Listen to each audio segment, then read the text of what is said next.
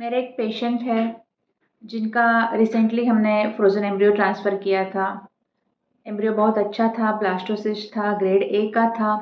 उनका endometrial lining भी अच्छा खासा बड़ा था, 8 तक था, ट्राइलैमिनर था। यूट्रस में बाकी कुछ प्रॉब्लम नहीं था।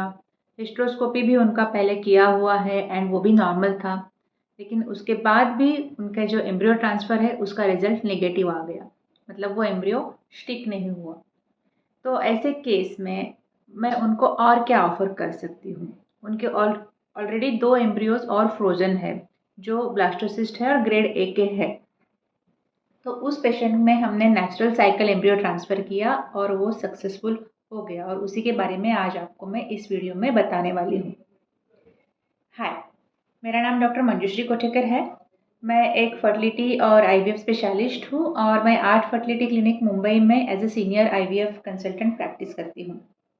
हमारा क्लिनिक कुर्ला और चेंबूर एरिया में है मुंबई में। और आज इस वीडियो में मैं नेचुरल साइकिल एम्ब्रियो ट्रांसफ़र के बारे में बात करने वाली हूँ। तो ये नेचुरल साइकिल एम्ब्रियो ट्रांसफ़र समझने के पहले आपको समझना पड़ेगा कि नेचुरली प्रेगनेंसी कैसे रुकता है, उसका फिजियोलॉजी क्या है। तो नॉर्मली आपको पता ही है, एक यूट्रस होता है, उसके बाजू में 2 फैलोपियन ट्यूब्स होते हैं, उसके 2 बाजू में 2 ओवरीज होते हैं। ओवरी में हर मेंस्ट्रुअल साइकिल में एक फॉलिकल बढ़ता है आपके इंटरनल हार्मोन्स की वजह से। वो फॉलिकल बढ़ के फूटता है, उसके अंदर का एग निकल के ट्यूब में चला आता है। 24 आवर्स के लिए वो एग अलाइव रहेगा। अगर उन 24 आवर्स में स्पर्म वहाँ तक पहुँच पाया तो दोनों एक हो जाएंगे, जिसे हम बोलते हैं कि फर्टिलाइजेशन हो गया। उसका एम्ब्रियो बनता है, बढ़ता है, ब्लास्टोसिस्ट स्टेज तक जाता है। तब तक वो यूट्रस के अंदर भी चला जाता है ट्यूब से निकलकर। और तब तक यूट्रस का लाइनिंग, एंडोमेट्रियल लाइनिंग जो इनर लेयर है यूट्रस का, वो भी उसके लिए रेडी हो जाता है।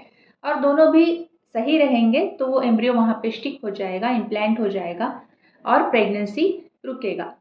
तो इसका मतलब है हर मेंस्ट्रुअल साइकिल में आपका यूट्रस आने वाले एम्ब्रियो के लिए तैयारी करता है, एंडोमेट्रियल लाइनिंग ग्रो करता है।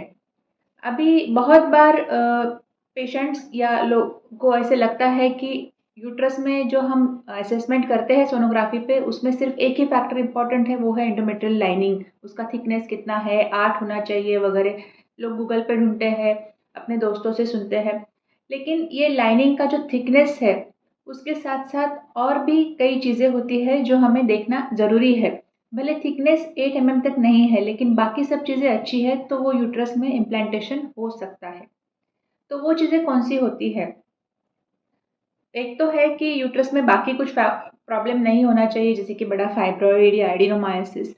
दूसरा है कि ये बहुत माइक्रोस्कोपिक लेवल पे है कि कुछ जीन्स एक्टिवेट हो जाते हैं यूट्रस के अंदर के लेयर में, एंडोमेट्रियम में, जिसकी वजह से वो एंडोमेट्रियम रेडी हो जाता है एम्ब्रियो के लिए। और ये माइक्रोस्कोपिक लेवल का काम यूट्रस हर मेंस्ट्रुअल साइकिल में करता रहता है। जब आपका फॉलिकल बढ़ता है तो फॉलिकल में से एस्ट्रोजन हार्मोन आता है, वो सिग्नल देता है यूट्रस को और उसके इन्फ्लुएंस के अंडर यूट्रस अपना एंडोमेट्रियल लाइनिंग ग्रो करता है। तो ये हमें दिखेगा कैसे? हमें सोनोग्राफी पे दिखेगा कि आपका फॉलिकल बढ़ रहा है, आपके हार्मोन्स बढ़ रहे हैं, उसके साथ आपका लाइनिंग का थिकनेस बढ़ रहा है। हम सिर्फ थिकनेस असेस कर सकते हैं सोनोग्राफी पे, लेकिन ये जो माइक्रोस्कोपिक लेवल पे होता है जेनेटिक एक्टिवेशन, वो हम सोनोग्राफी पे असेस नहीं कर सकते, लेकिन नेचुरली ये होता है। यही डिफरेंस है नेचुरल साइकिल एम्ब्रियो ट्रांसफ़र में और हार्मोन रिप्लेसमेंट थेरेपी देकर करते हैं उस एम्ब्रियो ट्रांसफ़र में।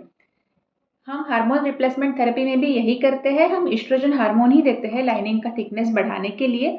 लेकिन ये जो जेनेटिक एक्टिवेशन है या जो माइक्रोस्कोपिक लेवल पे जो काम होने वाले हैं, वो हम हो रहे हैं या नहीं ये चेक नहीं कर सकते। लेकिन जब हम नेचुरल साइकिल ट्रांसफ़र कर रहे हैं प्लान, तब क्योंकि आपका बॉडी, आपका फॉलिकल बढ़ रहा है और उसके हिसाब से आपका बॉडी अपने यूट्रस को तैयार कर रहा है एम्ब्रियो के लिए, इसीलिए ये सब चीज़ें वहाँ पे होती है। तो इस पेशेंट में हमने नेचुरल साइकिल के टेक्निक से एम्ब्रियो ट्रांसफ़र प्लान किया and she had a successful outcome. She has conceived और उनका अभी हार्ट बीट भी आया हुआ है, प्रेगनेंसी अच्छे से कंटिन्यू भी हो रहा है। तो आज के लिए इतना ही। अगर आपको इस विषय में और कुछ डाउट्स है, कुछ पूछना है, तो आप नीचे कमेंट्स में पूछ सकते हो। या कंसल्टेशन के लिए आना है तो हमारे क्लिनिक कुर्ला और चेंबूर एरिया में है और यूट्यूब से आने वाले पेशेंट्स को हमेशा फर्स्ट कंसल्टेशन फ्री रहेगा। और दूसरी बात, अगर आपको ये वीडियो अच्छा लगे तो ऐसे ही और सारे वीडियोस देखने के लिए मेरे चैनल को लाइक और सब्सक्राइब करना मत भूलिएगा। Thank you.